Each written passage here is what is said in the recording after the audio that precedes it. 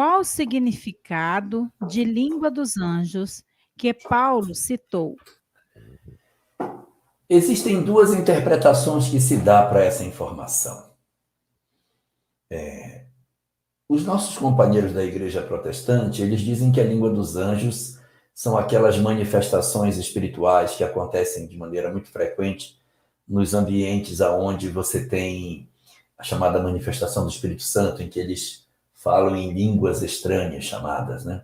São palavras ininteligíveis no nosso idioma e que são atribuídas como se fossem manifestações dos anjos sobre os homens.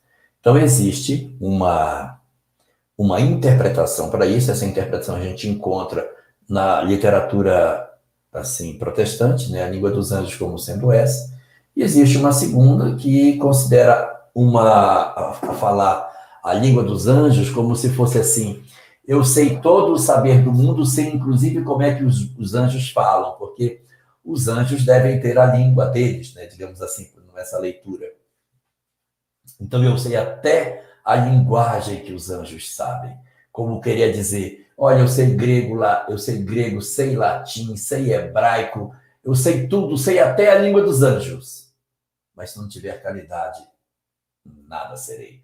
Não adianta ter todo esse saber.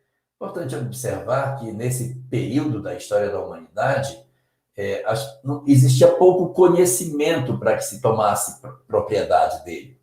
Então você vai encontrar os povos falando muitas línguas. Era muito comum pessoas que falavam vários idiomas. Mas por que falavam? Porque tinha pouco que aprender. A humanidade tinha pouco conhecimento. Então, saber línguas era uma maneira que a gente tinha de poder aprender. Porque vai aprender o que se não for línguas?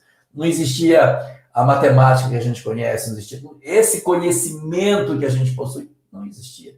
Então, o cérebro ficava muito mais vocacionado para aprender aquilo que se apresentava como de forma mais urgente. As nações tinham um tamanho pequeno, então era muito comum o trânsito de pessoas de outras nacionalidades e as pessoas tinham que aprender outras línguas. Então, ser poliglota naquele período não era estranho. As pessoas tinham o hábito de falar mais de uma língua exatamente por conta de que não existia muito o que aprender. Então, falar que conhece a língua dos anjos, numa segunda interpretação, é dizer: conheço as coisas da terra e sei até a língua dos anjos. Mas não adianta saber todas as línguas da terra, que era o grande saber do período, e até a língua dos anjos, se eu não tiver caridade dentro de mim.